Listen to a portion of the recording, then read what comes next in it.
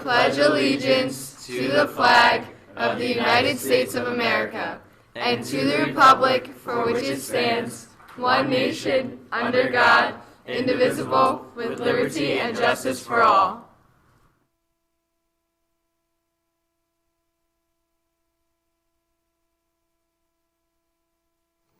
Tomorrow, September 11th, also known as Patriot Day, is the 20th anniversary of this tragic event. It is a national day of remembrance. As a school community, we should take some time to reflect on September 11th, 2001, so that we honor those that lost their lives. It is appropriate for us to take a moment to remember those who died on that day and to keep in mind the many others whose lives continue to be affected by those tragic events. We must also remember how Americans responded to New York, at the Pentagon, and in the skies over Pennsylvania, with heroism and selflessness, with compassion and courage, and with hope.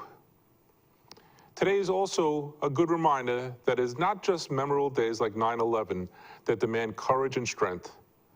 Every day presents us with opportunities to show courage, reach out to others, and to show pride. When we succeed, we will be honoring the spirits of those that are no longer with us as a result of September 11th. I know 9/11 affected many of us personally, and I would like to honor one of our fallen heroes, my friend, FDNY firefighter Louis Arena, Ladder 5, a loving husband, father of 2 beautiful children, dedicated son and brother who died in the North Tower of the World Trade Center, saving and serving others. We ask that you join us now in a school-wide moment of silence.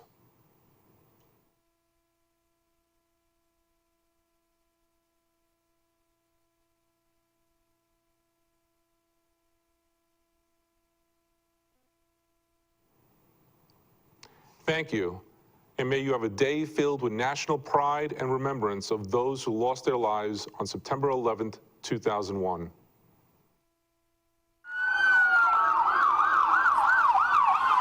Okay, we're holding them. We got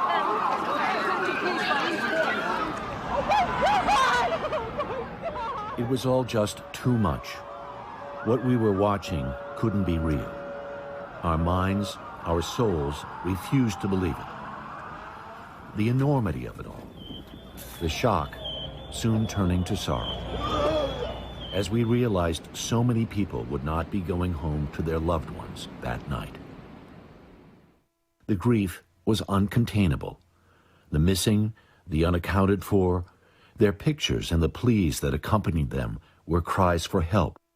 He's my best friend in the world. He was a great dad and hoping he could still be a great dad. If not, we love you, Roland. And expressions of hope that somehow, some way, the unthinkable had not happened.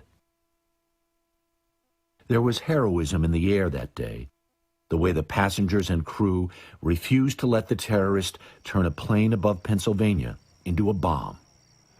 The way so many people in the World Trade Center helped their friends and colleagues and complete strangers to safety. The way the firefighters, law enforcement, and EMTs gave little pause to entering buildings they knew they'd never escape. We were numb for weeks.